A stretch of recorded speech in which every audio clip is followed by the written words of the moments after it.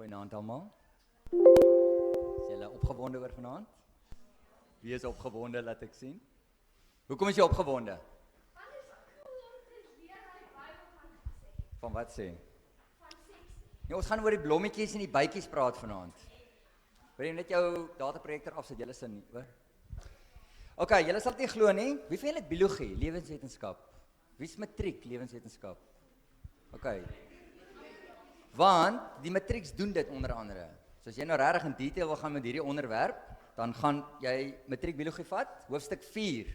Matrieks kon elke jaar nie wag om by daai hoofstuk uit te kom nie. Kyk, meneer, ons gaan oor seks praat. Ja, ons gaan oor seks praat. Kyk. En dan gee ek vir julle hierdie les wat ek nou vir julle gaan gee. Dis letterlik dis my intro les gewees vir die matrieks destyds. En dan val hulle van hulle stoele af as hulle hoor wat die Bybel regtig oor hierdie onderwerp te sê het. So, hou vas in jou stoel. Miskien gaan jy nou goed hoor vanaand dat nuut is vir jou. Iets van hierdie goed het ek die eerste keer in my lewe gehoor toe ek 22 jaar oud was. En ek kon nie glo die goed staan in die Bybel nie. So swak ek die Bybel geken het. Kom ons sê jy wen die nuutste Tesla. Elon Musk, topmodel elektriese motor. Jy wen hom met 'n kompetisie, hy kom laai hom vir jou af by jou huis, daar staan hy in die pad. Hoe werk hy kar? Hoe gaan jy hom in die gang kry? Wat gaan jy doen? Okay, hy het hom afgelaai nadat hy gelaai was. So, maar hoe gaan jy die ding in die gang kry? Tesla. Dat is een van twee goed wat jy kan doen. Eerste ene, wat kan jy doen? Die obvious ene. Jy gaan lees die instruction manual. Jy gaan lees die boek wat die ou die kar gebou het geskryf het om vir jou te sê, hoor ek het die kar gebou, ek weet hoe hy werk, hierso, dit is hoe hy werk. Lees net daar. Maar kyk as hy boek en dink is om 'n dik storie daai hoor. Ek weet hom nou nie 'n vakansie daarvoor hê. So wat doen jy? You phone a friend. Jy gevra vir jou pel want hy het laas ek 'n Tesla gekry. So ek gaan sommer vir hom vra hoe werk hierdie kar. Maar onthou, jou pel is 'n mens. Mense weet nie alles nie, daar baie foute gemaak en hulle gaan nie altyd vir jou die beste raad gee nie. So waar gaan jy die beste raad kry om die kar te ry? Jy met die Elon Musk, jy bel hom of as jy nie sy nommer het nie, dan gaan lees jy die instruction manual. Nou wat is die handleiding, Afrikaanse woord, die handleiding vir ons hier op aarde, vir die mens.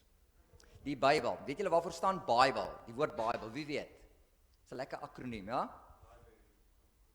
Nee, maar ek bedoel letterlik, waarvoor staan elke letter van die woord Bybel? Wie weet? Okay, onthou dit, is nogal cool. Basic instructions before leaving earth.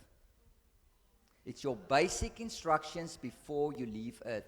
Daar is nie Bybels in die hemel nie, het julle dit geweet? As jy daar bo uitkom, dan is daar so 'n groot asdrom en sê die Here jy kan jou Bybel daarin gooi en jy's klaar met die Bybel. Jy het nie meer die Bybel nodig nie. Jy het die Bybel nodig om in die hemel uit te kom. Maar die probleem is, dis 'n dik boek. En dis moeite om hom deur te lees. So mense lees dit en gevra vriend, weet wat sê, wat en so, maar die beste raad jy gaan kry in die lewe is daar's raad oor goed soos finansies, boerdery tegnieke, gesondheid en natuurlik seks. Maar die mense besef dit nie altyd nie. Ons gevra 'n vriend. Paulus het geskryf vir Romeine 12 vers 2, moenie aan hierdie sondige wêreld gelyk word nie, maar laat God julle verander deur julle denke te vernuwe. Met ander woorde is dit ons by Ministries ook altyd doen. Ons leer vir mense om te begin jou denkwyse enige onderwerp by die Bybel. Wat sê God in die Bybel oor daai spesifieke onderwerp? Byvoorbeeld iets soos seks. Nou ons gaan nou 'n speletjie speel. Ek weet nie of julle hierdie speletjie ken nie. Speletjie se naam is Wie ken sy Bybel? Dit werk so.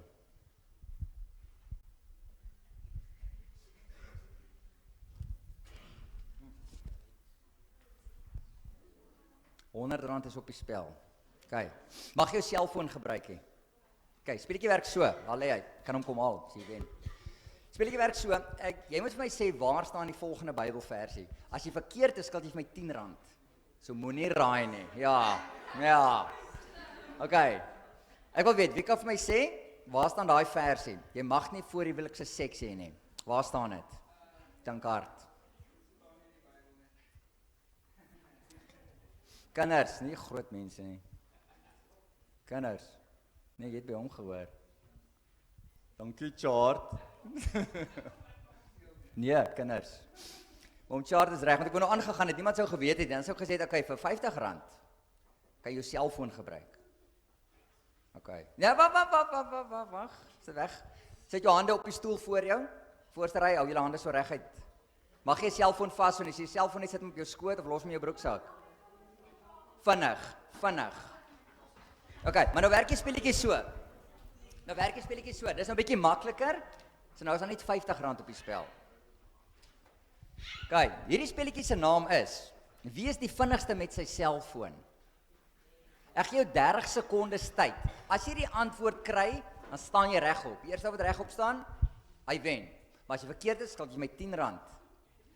Ek wil weet, ek weet 30 sekondes, jy mag jou selfoon gebruik om daai Bybelverse op te spoor. Ek gaan tot by 3 tel, dan kan jy dit gaan soek. Okay, in Engels is dit, you're not allowed to have premarital sex. 1, 2, 3, go.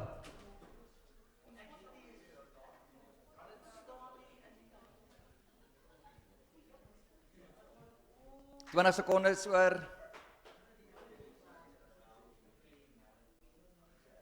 Kan dit nie, hoe spel mense dit oom? 10, 9, 8, 7, 6, yes, as jy verkeerd is, gaan jy met R10. Waar staan dit? Hebreërs 13? Wat staan daar? Lees dit?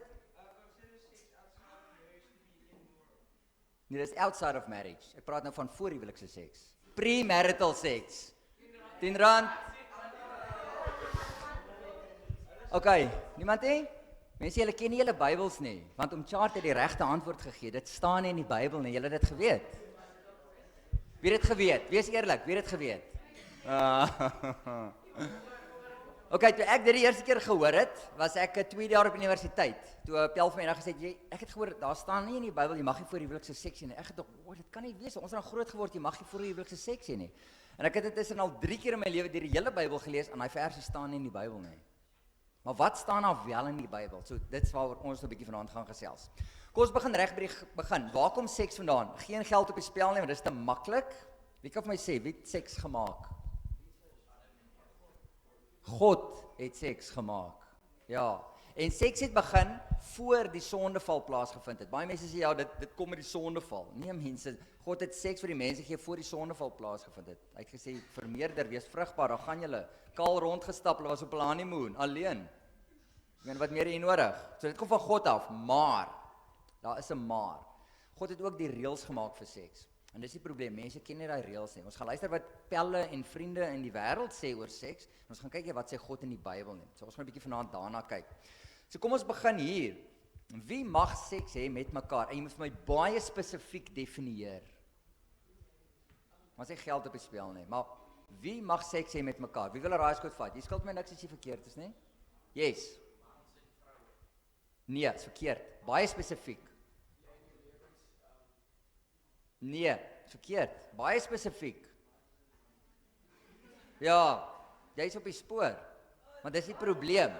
Nee, hy's op die spoor want die wêreld sê vir ons 'n man en 'n vrou of 'n man en 'n vrou wat getroud is. Nee, 'n biologiese man en 'n biologiese vrou wat getroud is. Want daar's vandag mans daar buite wat dink hulle is vrouens. En dan trou hulle met 'n man, dan's dit 2 mans wat mekaar getroud is. Sê die wêreld, dis alright, dis 'n huwelik daai. 'n Biologiese man en 'n biologiese vrou wat met mekaar getroud is. Volgens die Bybel mag seks hê met mekaar. Volgende vraagie, op watter presiese oomblik is 2 mense met mekaar getroud? Is dit nou, as hulle daar voor die kansel staan, is dit die ringe aan mekaar se vingers? Is dit, as hulle sê, I do, doen my nie? Is dit as hulle die ding gaan teken, daai register? Ok, hou jou antwoord vir jouself. Dink vir jouself, wanneer is daai presiese oomblik wanneer 2 mense met mekaar trou? Ok, het jy dit? Ok, nou wil ek weer die volgende vraag is, was Adam en Eva, volgens wat jy dink, getroud? As jy nou sê, dis as hulle ringe aan mekaar se vingers steek, het Adam en Eva ringe aan mekaar se vingers gesteek?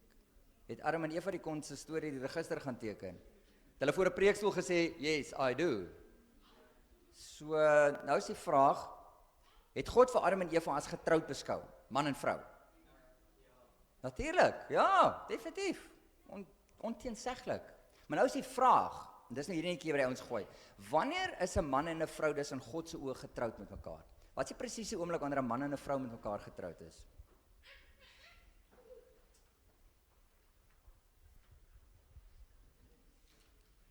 Ja, ek gaan die hande op, ja. Kom, laat ek hoor.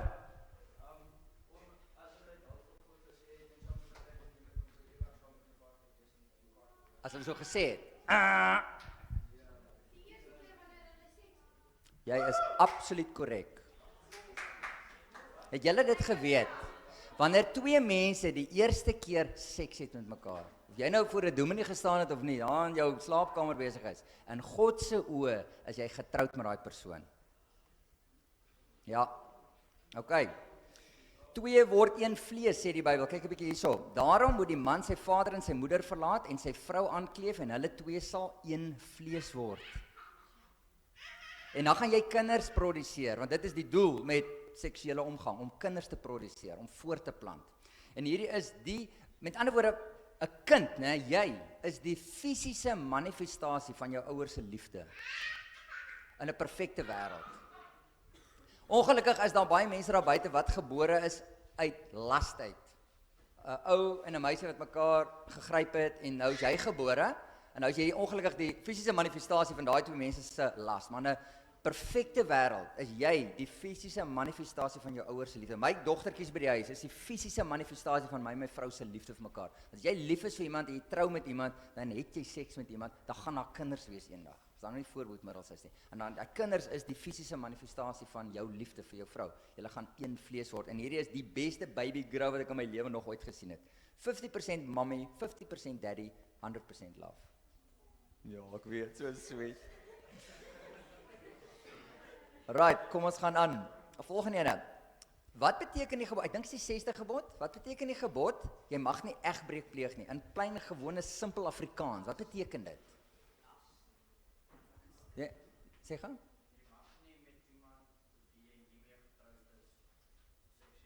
Skitterend. As ek nou nog 'n 50 gehad het, maar jy is jy 100 werd nie. Jy mag nie seks hê met iemand anders as die persoon met wie jy die heel eerste keer seks gehad het nie. Hoopelik was dit jou eggenoot gewees. Dit is letterlik wat daai gebod bedoel.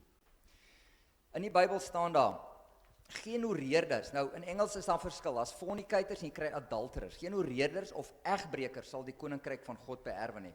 Nou in Engels gewoonlik verwys hulle hierna as sexual immorality. Maar in daai geval, 'n fornicator is iemand wat nie wetlik op aarde getroud is met iemand nie, maar hy slaap rond. Dan is jy 'n fornicator. Jy's 'n adulterer as jy wetlik getroud is met iemand en jy slaap rond.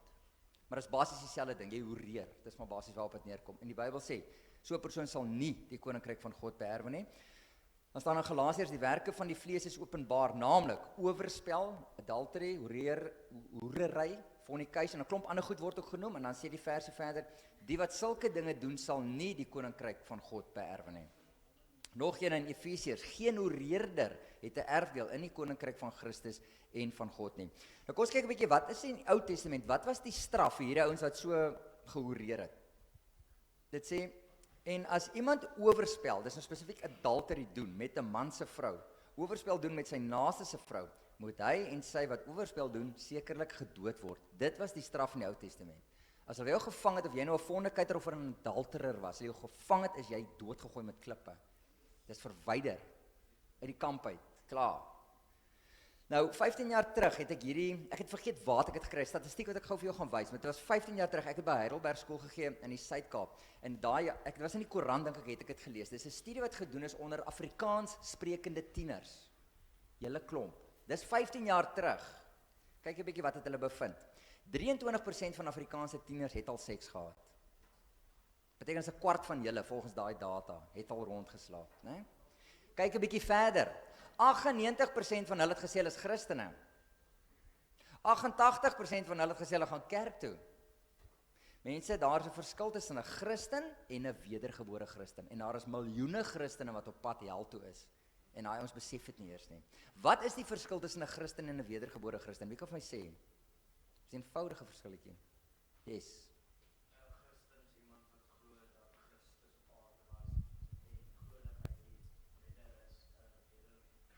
Gebore Christen?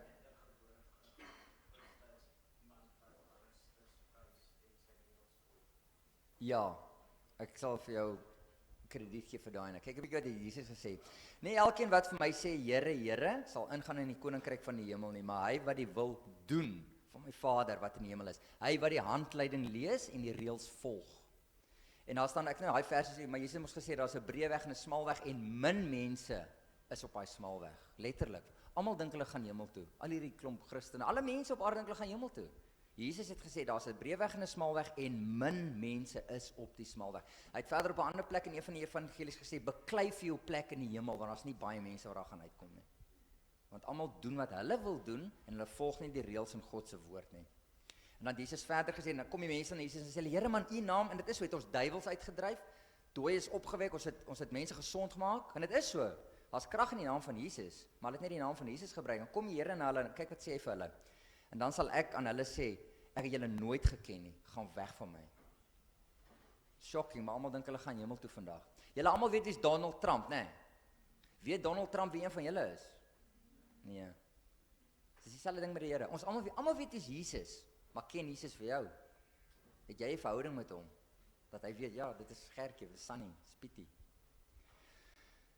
Nou, baie van julle sit nou seker en dink, jong, gelukkig ek het nog nie rond geslaap nie, ek's okay, né?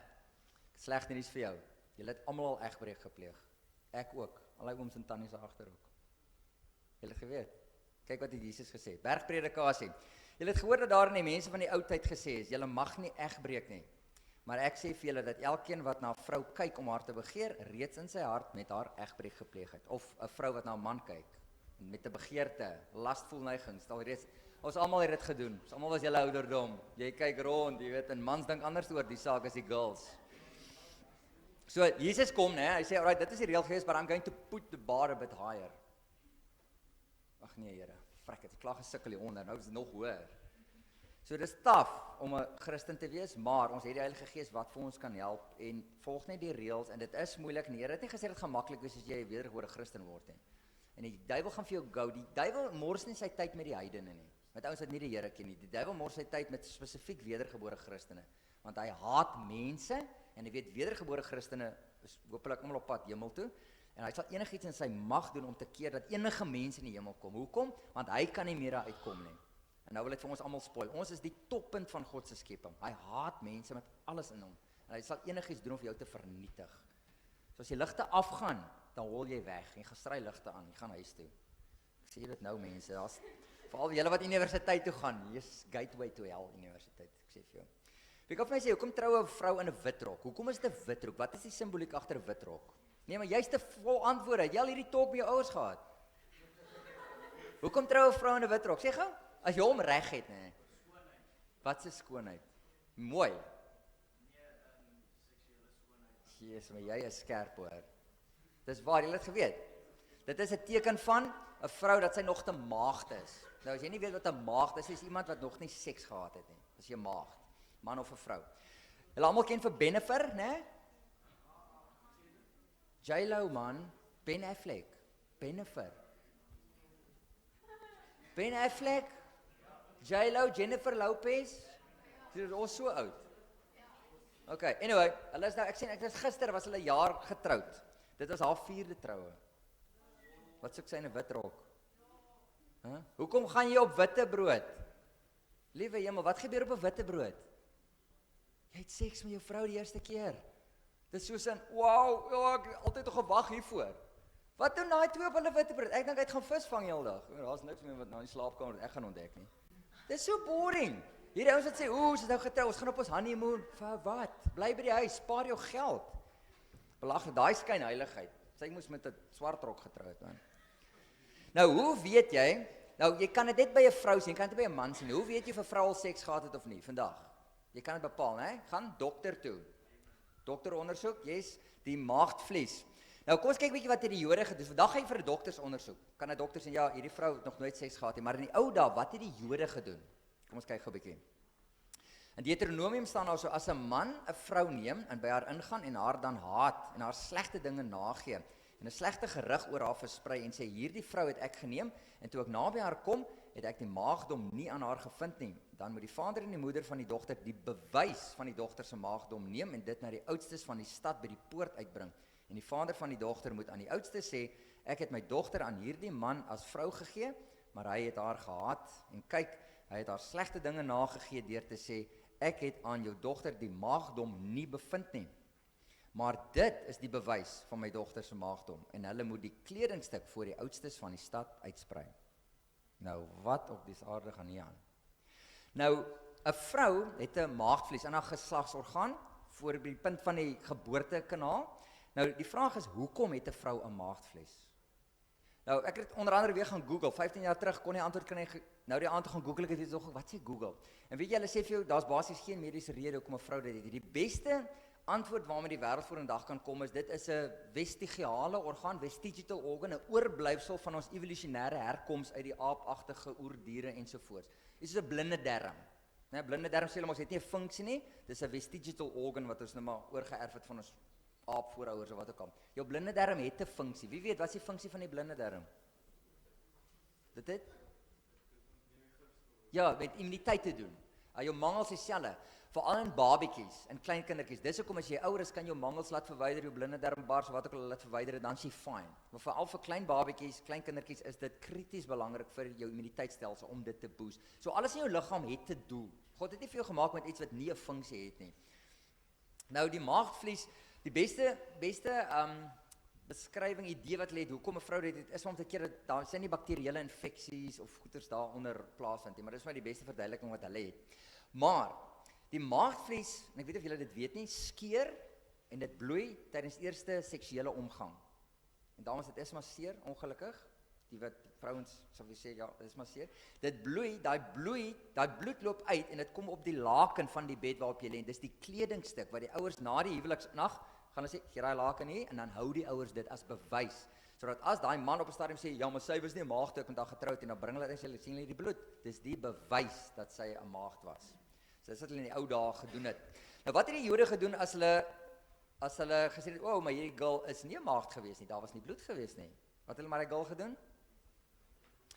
Maar as hierdie woord waarheid is, die maagdom is aan die dogter nie gevind nie, dan moet hulle die dogter na die deur van haar vader se huis uitbring en die manne van haar stad moet haar stenig, dat sy sterwe, omdat sy 'n skandaal in Israel begaan het deur in die huis van haar vader te hoereer.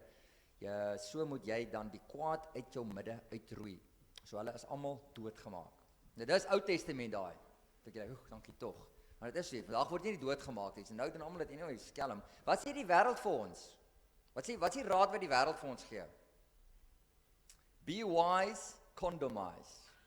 So gaan aan, ja mense, asseblief, dis jou lewe, gaan aan, maar moet asseblief net nie 'n siekte kry nie, en moet net nie laat haar kind gebore word nie. Keer 'n swangerskap, keer 'n STD, keer vigs, maar verder kan jy aangaan soos wat jy wil.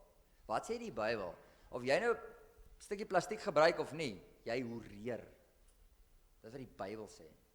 So moenie luister wat die wêreld vir jou sê nie. Wat is die primêre doel van die huwelik? Ek gaan jou uitvang, een of ander tyd. Wat is die hoofdoel van die huwelik? Kom ons vra vir die groot mense, sal ons? Ja, kinders eers, ja. Om die twee mense as Ja. Nee, jou hand. Nee. As man vrou so mekaar maak omdat hulle alleen was. Nee. Chart, gaan jy vir ons kan sê? Die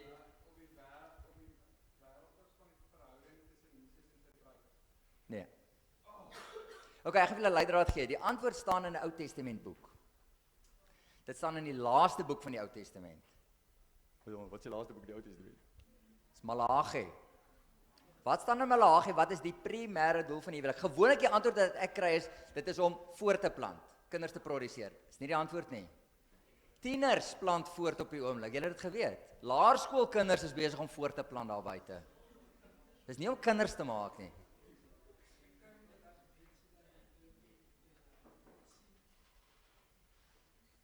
En gaan aan.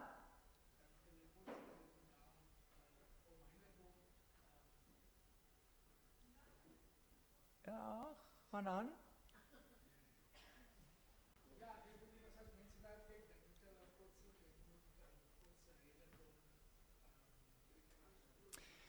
Vir R100 mag jy jou foon gebruik hê. Ja. Mag ek die Bybel gebruik? Nee. Jy moet weer daar staan. Kom ek gee maar vir julle die antwoord. Want hier gaan ons nou lank. Okay, laaste kans. Maar in Genesis 2 vers 18 staan daar dat die God arm was met die arm, die man was alleen en God hom 'n met Okay, ja, helper gemaak. Okay, so wat is die primêre doel van die huwelik? speel met haar alleen was. Nee. Okay, Maleagi sê, did he not make them one with a portion of the Spirit in their union? And what was the one God seeking? Not offspring, godly offspring. Dis maklik om kinders te maak daar buite. Tieners kry dit reg. Dit is moeilik om 'n goddelike nageslag te produseer, 'n godvreesende nageslag. Weet die wêreld se manier is die volgende. As hulle hoor jy en jou vrou is swanger, dan kom hulle, geluk jong, hoor jy hulle is swanger. Dis nie almal kry dit reg. Tieners kry dit reg. Moenie vir my daarvoor geluk wens nie. Weet jy wanneer moet jy my geluk wens? Wanneer my kind sy of haar hart vir die Here gee eendag. Dan moet jy vir my kon geluk wens, want dan het ek my doel bereik. Want ek 'n goddelike nageslag geproduseer, om eendag 'n goddelike nageslag te kan produseer, om eendag 'n goddelike nageslag te kan produseer. Dit vat net een generasie, né? Dit vat net een generasie om te gaan van 'n goddelike generasie tot 'n heidense generasie. Een generasie wat nie sy werk doen nie. Een generasie wat nie daai kinders reg groot gemaak het nie. As jy van die pad af. So God seeks a godly offspring, not an offspring, a godly offspring. Nou die enige nasie, enige land, Suid-Afrika, ons nasie, Suid-Afrika, wat is die basiese boustene van enige nasie? Dis families. Natuurlike families wat volgens die Bybelse beginsel operate. Met ander woorde, een man en een vrou met kinders waar daar 'n goddelike nageslag geproduseer word. Dit is jou basiese boustene, die families. Maar die probleem is die duiwel weet dit ook. So as hy 'n nasie wil vernietig, wat doen hy? Hy breek families op. Breek jou basiese boustene, breek hy bakstene stukkend. Wat gaan met jou muur gebeur? Hy gaan mekaar voeter. En die duiwel weet dit. Dis hoekom mense toe ek jonk was, jy weet 30 jaar terug, toe ek in graad, nie eens 40 jaar terug al, toe ek in graad 1 was was een meisiekind in ons klas wat ons geweet het haar ouers was geskei gewees. Jy het nie gehoor van egskeiding nie. Dit was net jy hoor dit nie. Daar was een meisiekind wat in die hoërskool swanger geraak het. Dis dit vir 30, 12 jaar op skool en na dit niemand het swanger geword nie. Jy hoor dit nie. Niemand het geskei nie, jy hoor dit nie. Maar vandag, hoe gaan dit vandag gaan buite? Wêreldwyd, nie net in Suid-Afrika, die goed is deur die dak mense, want die duiwel weet dit. So die beste raad wat ek vir jou het, van vanaand af, né, gaan jy begin bid vir jou lewensmaat. Jy gaan vir die Here sê, Here, stuur die regte ou of die regte meisie na my asseblief. En jy gaan dit elke aand bid. Die Here ken die begeertes van ons hart en hy antwoord die gebed van die regverdige. So as jy 'n ware volgeling van Jesus Christus is, doen wat hy vir jou sê, hoekom sal hy nie jou gebed voor nie? En also ek het skool gegee oor die jare en hoeveel van daai meisiekinders, val nou die meisiekinders, het na my toe gekom na dit, het gesê hulle het begin bid daarvoor, hulle het skitterende mans opgeëindig. So dit werk. My lewe kan ek ook af van getuig. Ek gaan nie daarop ingaan, maar dit werk. Begin vanaand af van vir jou man of jou vrou bid. En moenie dink hy gaan nou oor 'n jaar of oor 3 jaar as ek uit die skool het is opdag. Dit kan al 10 jaar vat. Okay, die Here se tyd is anders as ons tyd. Moenie dink die eerste ou daar verbykom dis hy nie. Sê vir die Here ek soek bevestiging. Sê vir my laat jou vriende of jou vriendinne dit bevestig of uit die woord uit of die Heilige Gees, maar sê vir my dit is daai persoon. As die Here nie vir jou antwoord gee nie, dan is dit nie daai persoon nie. Liefde maak jou blind. As jy verlief is op iemand, jong, dit is hy of dit is hy. Gaan luister by die Here of dit hy is en of dit sy. Want baie mense trou met mekaar wat nooit eintlik moes getrou het nie. Hulle het gedink hulle het nou by die regte persoon opgeëindig. Nog goeie raad wat ek vir jou het. Spaar jouself vir die een vir wie God vir jou gespaar het. Dit is so, daar is nie, ek dink onder die jeug, dit raak al hoe minder wat daar maagde daar buite is, want almal slaap deesdae rond. Maar daar is mense wat hulle self spaar, want hulle soek ook 'n maagd om mee te trou eendag. So spaar vir jouself vir die een wat God vir jou gespaar het. Hy sal vir jou by die regte ene uitbring. En dan nog raad, wat ek vir jou het, as jy nou getroud is eendag, dan sê ding wat ek eendag gehoor het, people who pray together, stay together. So bly bid vir mekaar, vir jou kinders. Die duiwel gaan jou nie uitlos nie. Nou daar is 'n waarskuwing wanneer dit wel by die huwelik kom. En wat is dit? Dit staan in 2 Korintiërs. Dit sê moenie in dieselfde juk trek saam met ongelowiges nie. Want watter deelgenootskap het die geregtigheid met die ongeregtigheid en watter gemeenskap het die lig met die duisternis? Met ander woorde, jy mag net trou met 'n wedergebore Christen. Dis wat die Bybel sê. Daar's baie mense wat sê ja, maar die ouetjie is nou 'n ateïs, maar ek gaan 'n Christen van hom maak. Soos hy getroud is, sal ek 'n Christen van hom maak. Nee, jy gaan dit nie reg kry nie. So moenie dit doen nie, want jy oortree die reëls. God sê jy mag net met 'n wedergebore Christen trou. En natuurlik die ander reël, maar ek gaan nie daarop ingaan nie, is 2 mense wat dieselfde geslag is mag nie trou nie. Okay, dis uit. Wat die wêreld daar buite doen vandag is hy herdefinieer die huwelik. Al die jare was die definisie van die huwelik 1 man vir 1 vrou vir altyd. Wat is die definisie nou? Kan 2 mans wees, kan 3 vrouens wees, kan 3 mans en 2 vrouens wees. Wat ook al, moet net liefde wees. Dis nou die nuwe definisie van die huwelik. Wat is die definisie? As jy die definisie van enigiets wil weet, dan gaan jy net na sy oorsprong toe. Waar kom huwelik vandaan? Dag 6 van die skepping. So dis nie 'n Christelike instelling die huwelik nie, dis nie 'n Joodse instelling, dit is 'n goddelike instelling wat plaasgevind het op dag 6 tussen een man en een vrou. Ek gaan vir jou 12 minute 'n klip wys van hierdie DVD-stel. Dit is skitterend. Ek weet nie of van julle dit al gesien het, dalk julle ouers die ding Love Your Way to a Better Marriage. Dit is skitterend. Die ou se pastoor, hy bied so 'n kursus aan vir huweliksmaats, huweliksverrykingskursus as jy wil. Die DVD's as jy dit kry, behoort seker nou al digitaal te kan aflaai. Die tweede DVD, ek gaan net vir die inleiding wys. Nou die tweede DVD se naam is The Number One Key to Incredible Sex. Maar ek wil hê jy moet luister wat die ou sê. Dis half 'n intro wat hy vir die mense gee. Dit is skitterend. Luister 'n bietjie wat hy sê. Van die goed wat hy gesê het, dink ek het ek nou al gesê hierso vanaand. So kom ons kyk gou of ons daai video vir julle kan speel. Okay, hoe gaan ons dit nou reg kry? Wag, soontoe. Weg met jou. Nee, daar is die volgende ene. Terug soontoe. Het ek dit reg gekry? Die wat het ons gedoen? Goed, waar is hy? Is dit daar? Daar's hy. Spacebar. Okay, ek gaan die mic hier so sit dat julle kan hoor. Do the Yo Mama session. The number one key to incredible sex. And I just want to set this up a little bit for you guys so you kind of understand where I'm coming from. In addition to some of the things that I do, being a minister and a relationship speaker and a musician and whatever, I'm also a pilot. And if I were to try and tell you how to go from my home airport in Stevens Point, Wisconsin, to Green Bay. Ooh, we got a Green Bay person there. I say, Pastor, how do you get there? I'd say, well, you pretty much would fly a heading of 090. Actually, technically, it's a little more north of that, but for our example, that's fine. You fly 090, you pretty much go right from Stevens Point to Green Bay. Okay?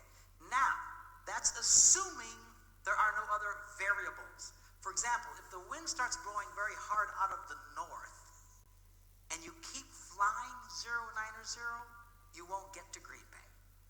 You'll wind up in Milwaukee, or Chicago, or who knows where else, depending on the strength of the wind. So if the wind is coming that hard, we might change our heading to, 065 or something. Now we're flying more like this to go this way. Okay? If you keep just pointing the plane to where you want to go without adjusting to the variables, you'll always get off course. So it seems kind of odd, but a lot of times you're flying in weird angles so you can go straight. Now, what I'm going to share with you when I talk about sexual issues here is how to get from point A to point B.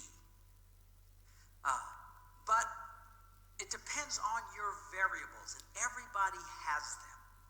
All right? And it's impossible for me to cover all of that in this session. I'll try and do the best that I can.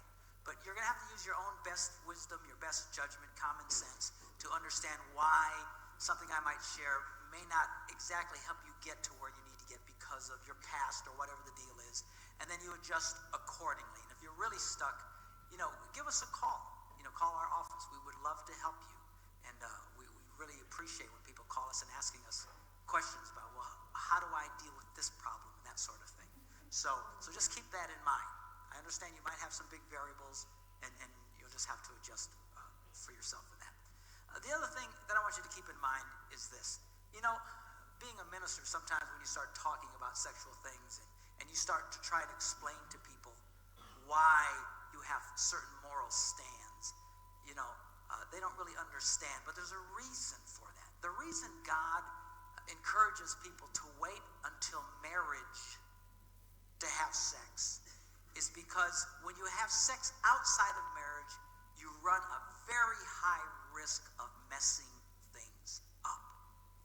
Now, this is particularly true for men.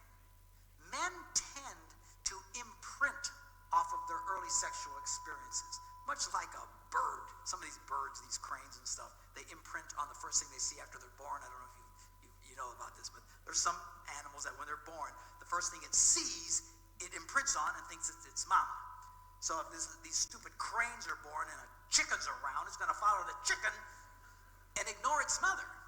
And professionals who deal with these animals have to be very, very careful not to be seen over there.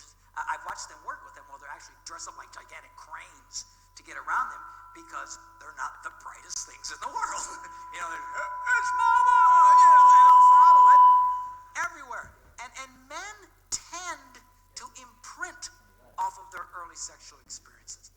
If a man's early sexual experiences are in the context of lust, which is what they are outside of marriage, it's not really about love, it's about lust, it's about heat, it's about the backseat of a car, it's about someone they don't really know. They tend to imprint on that. They tend to imprint on the sex and not the girl. Are you following me? It's like when they have this, these early orgasmic experiences, it's like their psyche goes, whoa, what was that? And it starts taking pictures. This is because they want to remember. And they imprint off of this. And that's why a lot of guys, they get stuck here. That's why a lot of men are constantly, even in their marriages, are trying to recreate a lust environment, trying to get fulfilled sexually as a married man, trying to force their wives to do things that a lot of them are very uncomfortable in doing. Why are they doing that? Because they're trying to recreate this thing. They're trying to recreate this thing. See, if a man's early sexual experience is in the context of marriage, where he falls in love with this girl, and all these people gather together, and they all approve of it, and they have this wedding, and they're in a church, and their God approves of it, and all their friends and family approve of it, and they have the biggest celebration of their life. And then on their wedding night and on their honeymoon, he starts having these first experiences. Now he's imprinting on the girl. And he connects to the girl at a very deep level. That's why people who wait until they're married to have sex have a fraction of the divorce rate of the rest of the world. Because he's imprinting on her as opposed to just sex.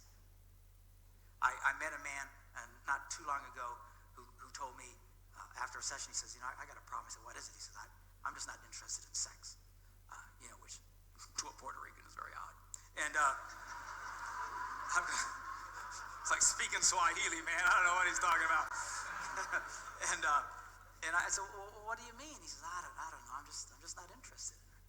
And then she's really upset with me. And I said, well, are you never interested in sex? He says, well, if we go out and have a nice dinner and go to a hotel or something, then I can get into it. I said, well, let me ask you a question. Were you a virgin when you got married? He goes, yeah. And I says, were you pretty sexually active? His eyes kind of lit up. Well, yeah. And I said, why don't you tell me about it? What would be a typical experience? I'd find these women and pick them up in bars and take them out for dinner and go to some hotel. I said, do you see what you've done? You've so imprinted off of that you constantly try to go back there. You try to go back there. In fact, psychologists today, our whole sex culture that you get from experts is all lust-based because they assume virtually everybody's already done this. So they try and encourage people to keep recreating and keep fantasizing and keep imagining and all this other kind of stuff. And it can be very, very destructive. And men can have a really hard time really, truly connecting with their wives. Can you get past that? Yes, you can. And I'm going to show you how. But you just got to understand it's going to be different for you than for everybody else. Same was true with women. They also imprint, but they imprint in a different way. It's not so much on the sex as so much what happens after the sex. And when women have sex outside of marriage, nothing happens after sex. There's no connection. There's no follow-up. They imprint on that sex equals nothing. Sex means nothing. That's why so many married women have such negative attitudes about sex. What I was talking about last night, how this is such a key thing, they don't even comprehend it because they have learned falsely that sex means nothing. If a woman waits until her wedding night and sees how that is how she connects with this guy, she understands this means everything. This is a key. This is a very fundamental thing. Particularly, you feel very bad for women who've been sexually molested because not only does it mean anything, their whole experience was forced on them. And that so has such an impact. Those early experiences are so important. It's not like God is embarrassed about sex. God is not a prude. He's seen you naked. He can handle it. It would really freak me out, but he can handle it. Some people say, yeah, you shouldn't have sex before, but yeah, it's just puritanical. No. This stuff has a huge impact on people that a lot of you will struggle struggle with this for the rest of your life. I'm going to show you how to help you with the struggle, which is not what you want to hear. You want to hear how you just fix it and it'll all go away. It won't probably just all go away. You will struggle with this for the rest of your life. All the more reason you need to tell your children what I'm about to tell you, so they do this right. It's a matter of, what's a good example of, what do you call it when somebody can eat lots of food and it doesn't bother them? Or they have a metabolism. Let's try and cut into that.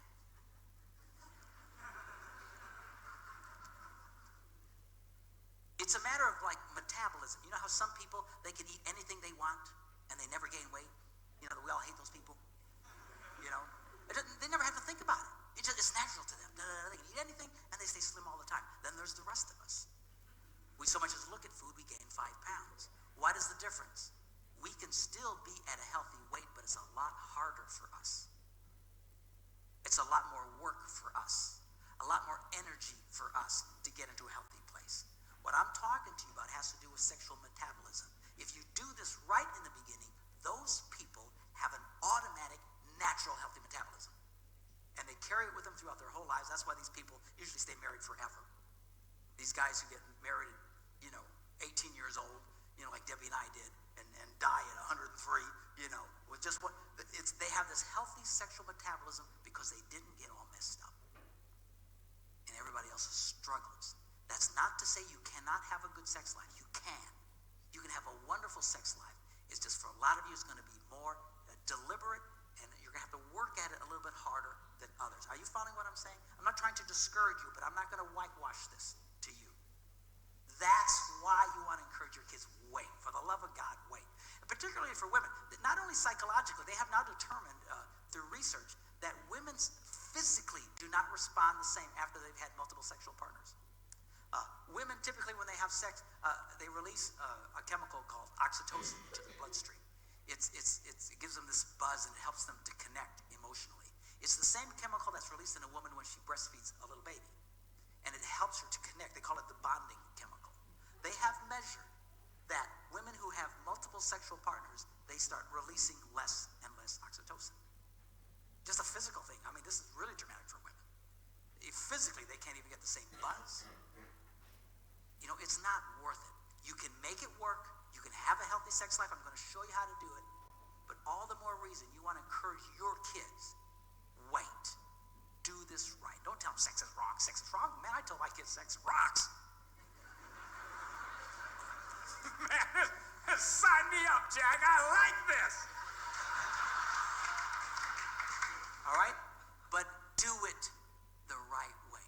If you don't do it the right way, they can struggle. Some of you are struggling now. Some of you will struggle for the rest of your lives. You can get it right. Just your metabolism is going to be different. It'll take more energy, and that's okay. Are you hearing me? Don't get discouraged. You can still do it. It'll just be different than if you would have waited. I wish to God we'd have all waited. I know we didn't.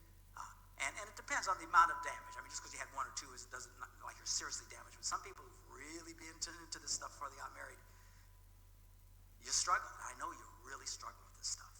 And hopefully what I share with you in this session will really help you. Okay, y'all okay? You ready?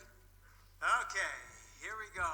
The number 1 key to incredible sex. Now what we're going to do is we are going to focus on the woman. You say, why is that? Because she's a lot. Right.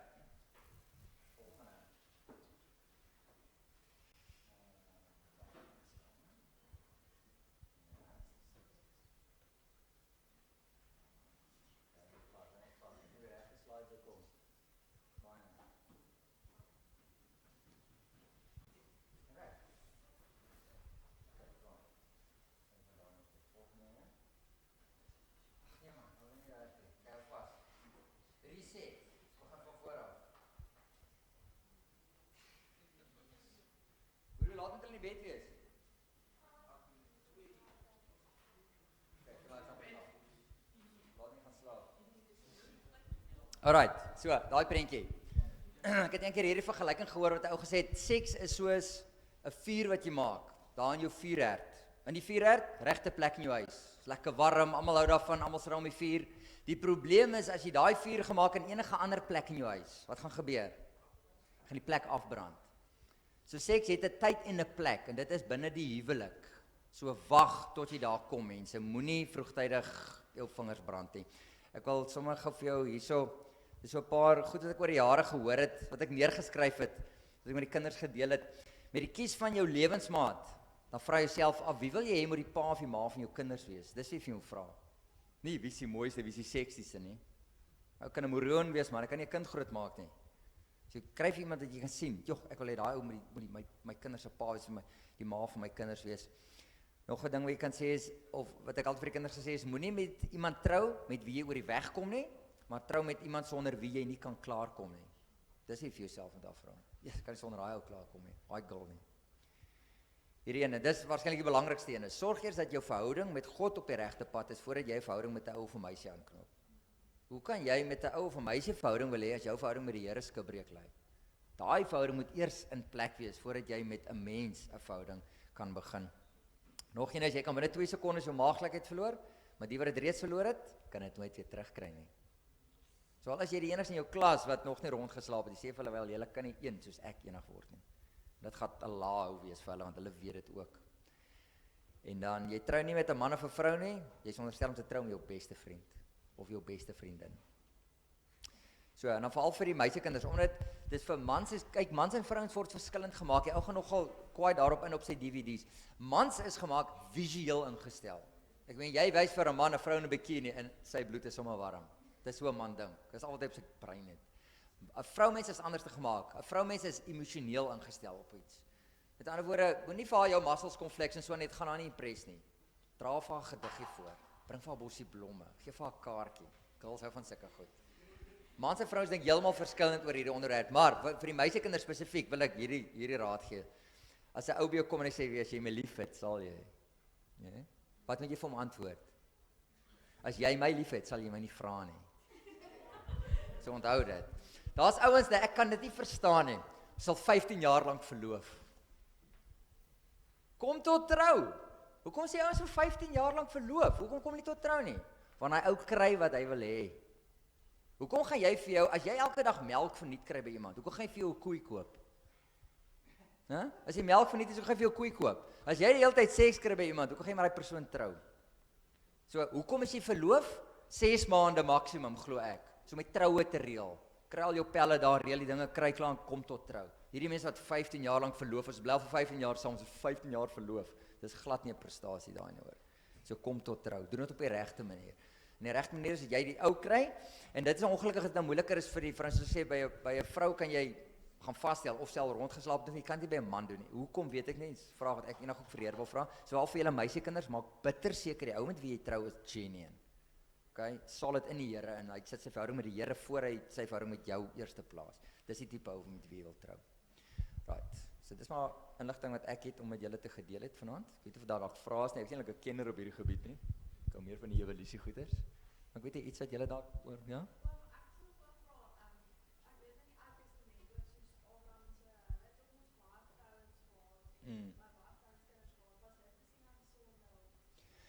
Tegnies is dit nie 'n sonde as 'n man met meer as een vrou trou, maar dis nie God se ideaal nie. Die ideaal vir die huwelik is een man met een vrou. Selfs dit met Jakob gebeur. Jakob het mos vir hy was nou moet jy help, op Rachel verlief. Maar Lea was die oudste geweest, en toe verneek Laban sy skoonpa hom, en toe hy wakker word die huweliksnag, na die huweliksnag, toe sê hy, maar dis met Lea wat hy die heel aand spandeer het. Toe sê hy vir hom, ja, maar dit werk so by ons, die oudste dogter moet eers trou. Maar toe sê hy, okay, ek sê vir Rachel ook gee, maar ek gaan vir jou, jy gaan nog 7 jaar moet werk. En toe het hy met haar getrou. En toe het Lea mos nou al die kinders gehad, maar hy was lief vir Rachel geweest, en toe Rachel dit sien, toe sê hy, maar hier is my wat is dit, byvrou, slavin, en toe het hy kinders by haar gehad, en toe sien Lea dit, en Lea kon toe nie meer kinders hê, toe sê hy, maar hier is my slavin, so hy het met 4 vrouens opgeëindig. Salomo is veronderstel om die wysste ou in die Bybel te wees, hy het hoeveel vrouens gehad? 300 dink ek, of hoeveel? 300 skoonmaas. Ek meen, dis nie wys daai nie. So dis nie God se ideaal nie, selfs Dawid.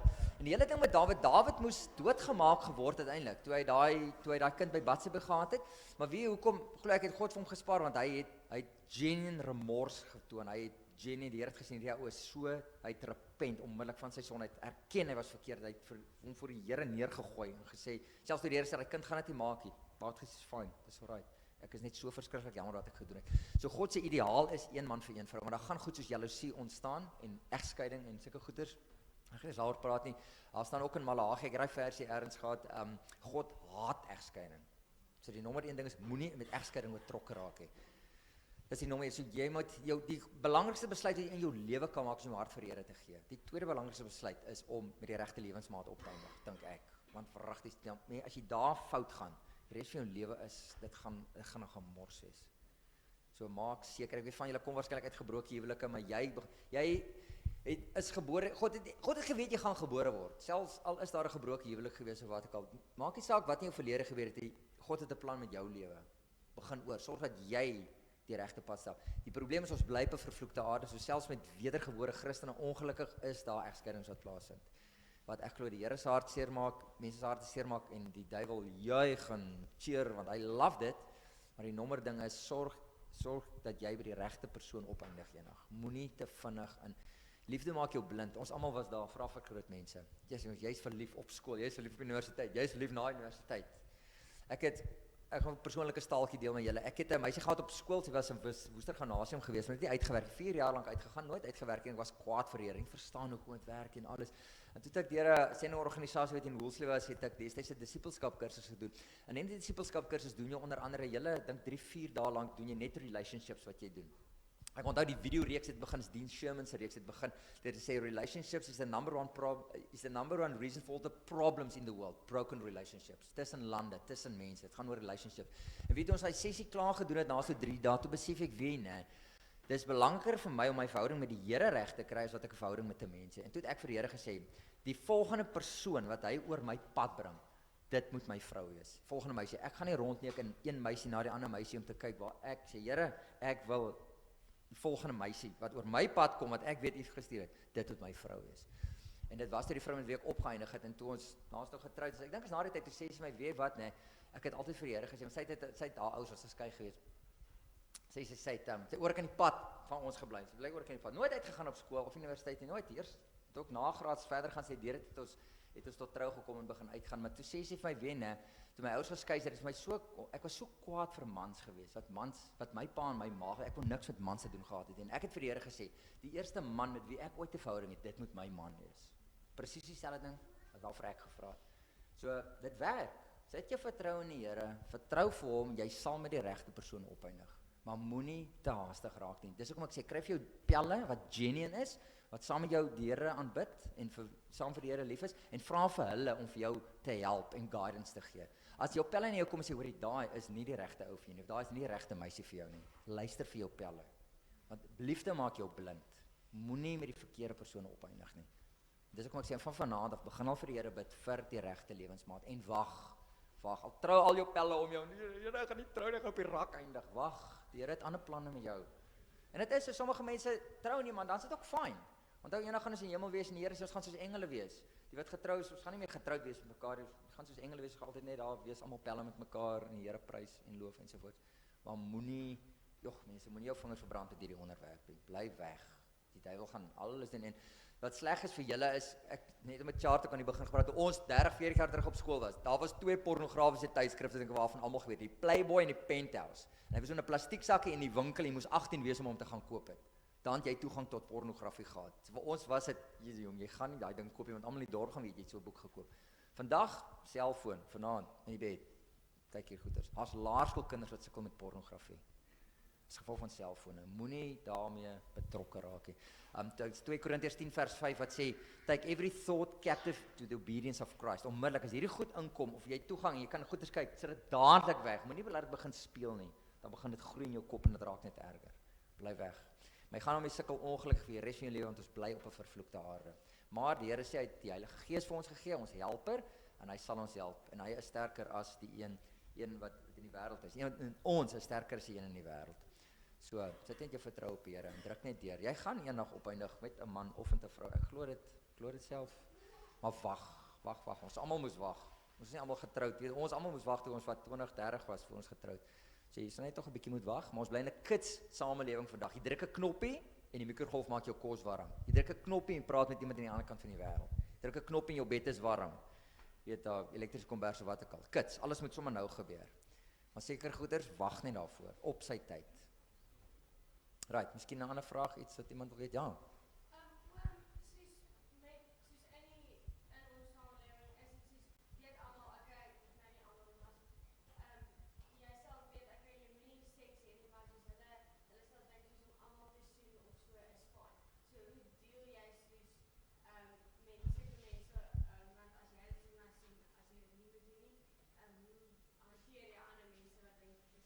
Sê vir hulle hoekom jy, met ander woorde, sê vir hulle hoekom jy nie rondslaap nie. Is dit wat jy sê? Soen. Maar sê vir hulle, dit is jou verhouding met die Here, en jou verhouding met die Here sê vir jou, dit is hoe jy moet leef. Jy moet wag totdat hy.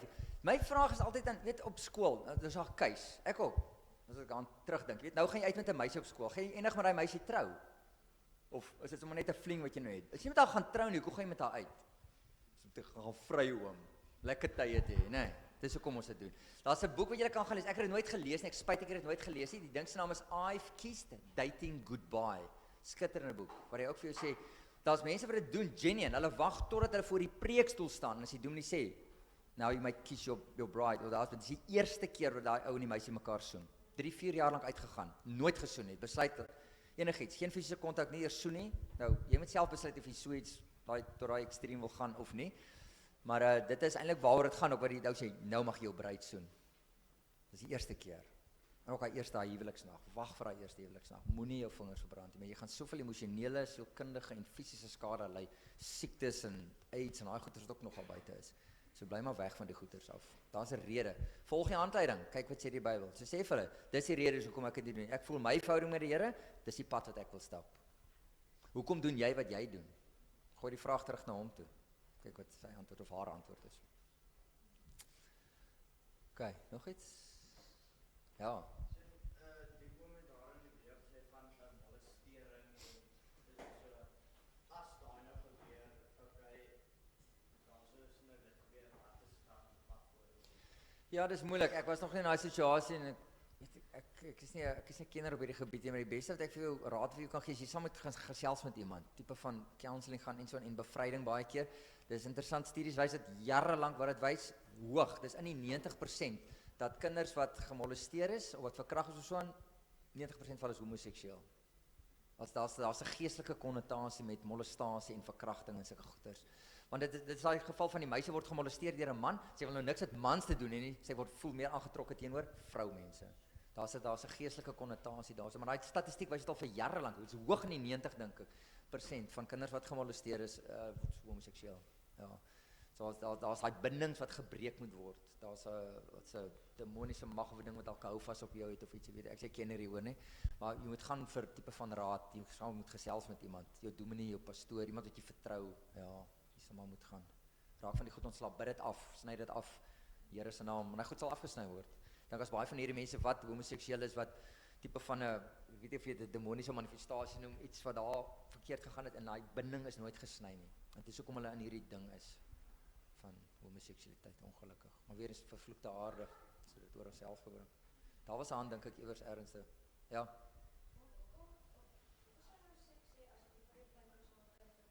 Hoe sê gou weer? Want seks is lekker. Maar jy sal dit nog eendag besef, nou. Maar die ding is, die natuurlike ding van seksuele omgang is, onthou nie ou daar was nie voorboedmiddels gewees nie. So as jy trou met iemand, jy gaan seksie met hy, want jy is lief vir haar of vir hom, en dan gaan jy kinders hê. As dan nie, weet, fout is, dat jy nie onvrugbaar is of so nie. Dit is die natuurlike uitvloeisel van 'n huwelik, is seks, natuurlike uitvloeisel van seks is kinders, en dis wat God wil hê. Hy sê, ek soek 'n nageslag, maar 'n goddelike nageslag. God is mal oor kinders, maar hy soek 'n goddelike nageslag. Maar daar's ouens wat net, jy weet, soos ek sê, net die melk hê die hele tyd. Hy wil nie daai verantwoordelikheid hê wat saam met dit kom nie. Maar as jy genuine lief is vir 'n meisie, genuine lief is vir daai ou, dan maak jy komment, ja, ek gaan met jou trou, ek gaan vir ewig saam met jou bly en ons gaan kinders hê. En dis awesome om kinders te hê. Kyk, nie as hulle klein is nie, frek het, jy moet net, hulle moet net eers oud genoeg raak. Maar dis flippend lekker om kinders te hê. Ja, en vir hulle van die Here te vertel en soms Bybel te lees, saam met hulle die Bybelstories lees en hang aan jou lippe. Jy sal dit nog beleef eendag, dis awesome lekker. Maar die eerste 5 jaar is maar sleg. Kots en doeke en bed word nat gepie, so. Maar die lekker kom. Okay, laaste vraag. Niemand hê. Okay, fantasties. Ek hoop jy het iets geleer vanaand. Soos ek sê, sorg dat die verhouding met die Here reg is voor die verhouding met iemand begin en bly weg van hierdie goeters wat vir die huwelik bedoel is. Dit is God is baie heilig. Daai versie 1 Petrus 1 vers 16 wat sê be holy for I am holy. Daarmee wil ek afsluit. Ek het vergeet om dit te sê. Die Bybel, the Bible is a love story of a father looking for a holy bride for his son. Dis waar die Bybel gaan. God die Vader soek vir sy seun 'n heilige bruid. Ons, die kerk, sy volgelinge is ons die bruid van Christus. Enig hierdie huweliksmaaltyd wat ons gaan hierdie fees wat ons gaan hê wanneer ons met ons God in 'n huwelik gaan tree, wil ek amper sê. En dit is waaroor die Bybel gaan, hierdie love story of a father looking for a holy bride for his son. Hy soek nie 'n hoerkind nie. Dis maklik om met 'n hoer te gaan trou en 'n hoer te kry. Hulle is agter elke tweede bos deesdae. Maar 'n heilige bruid, daai is moeilik om te kry. So sorg dat jy heilig leef en kom ons gaan nou daai feesmaal saam eendag daar bo in die hemel.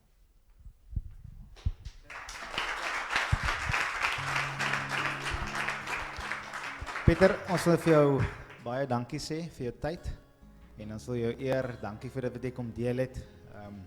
Ek seker van dit was vir almal van ons van waarde en mag ons regtig dit wat ons gehoor het ter harte neem. Ek wil sommer vir Adrian vra net om vir jou te bid, as dit reg is.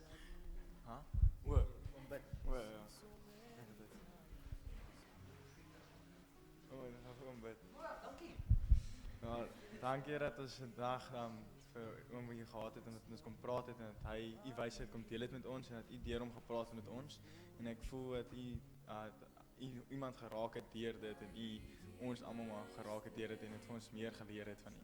Ja, dankie Here vir die wonderlike persoon wat hy is. Amen. Dankie dat jy geluister het. Ek het begin dit op te sê, laaste ding. As jy al oor die tou getrap het. As jy nou al seks gehad het, okay, moet jy vanaand gaan regmaak by die Here. Geniaal. Nee, hy sê gou, daar's nie 'n ding waarvoor jy nie sal vergewe wat jy gedoen het sonde nie. Hy sal vir jou vergewe daarvoor. Maar die ding is, as jy repent, genuine repentance, jy maak 'n 180 grade draai. Met ander woorde, jy hou op om te doen wat jy gedoen het. Want as jy dit weer gaan doen en weer gaan doen, kruisig jy elke keer vir Jesus aan die kruis. En dan gaan hy op om jou te vergewe.